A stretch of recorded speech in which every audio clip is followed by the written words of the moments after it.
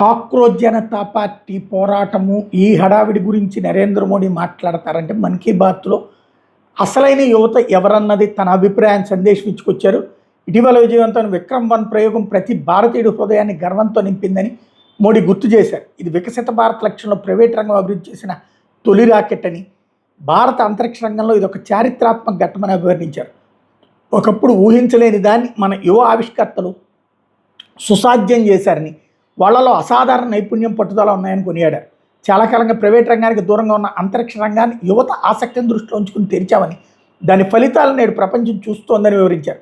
అంతరిక్ష రంగంలోనే కాకుండా సైన్స్ రంగంలో కూడా మన యువత దేశానికి గర్వకారణంగా నిలుస్తోందని ప్రధాని చెప్పుకొచ్చారు. ప్రపంచంలోని అత్యంత ప్రతిష్టాత్మకమైన సైన్స్ ఒలింపియాడ్స్లో భారత విద్యార్థులు అద్భుత ప్రదర్శన కనబర్చారన్నారు. ఈ నెలలో జరిగిన ఫిజిక్స్, కెమిస్ట్రీ, బయాలజీ, మ్యాథమెటిక్స్ ఒలింపియాడ్స్లో మన విద్యార్థులు సత్తా చాటారని గుర్తు చేశారు.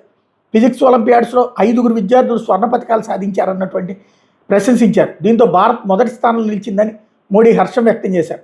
గత 10 ఏళ్లుగా ఫిజిక్స్ ఒలింపియాడ్స్లో భారత విద్యార్థులు స్వర్ణ లేదా రజత పథకాలు సాధిస్తూ వస్తున్నారని, కెమిస్ట్రీ ఒలింపియాడ్స్లో పాల్గొన్న విద్యార్థులను స్వర్ణ పథకాలు గెలుచుకున్నారని, ఇది ఇప్పటి వరకు అత్యుత్తమ ప్రదర్శన అని చెప్పుకొచ్చారు. అలాగే బయాలజీ ఒలింపియాడ్స్లో స్వర్ణంతో సహా పలు పథకాలు, మ్యాథమెటిక్స్ ఒలింపియాడ్స్లో 2 స్వర్ణాలు 4 రజతాలు సాధించారని గుర్తు చేశారు. దేశ యువశక్తిని చూస్తాను ఎంతో గర్వపడుతున్నానన్నారు. భవిష్యత్తులో మరింత మంది యువత ఇట్లాంటి ఒలింపియాడ్స్ హ్యాక్థాన్లో పాల్గొని దేశానికి గర్వకారణంగా నిలుస్తారన్నటువంటి విశ్వాసాన్ని వ్యక్తం చేసుకొచ్చారు.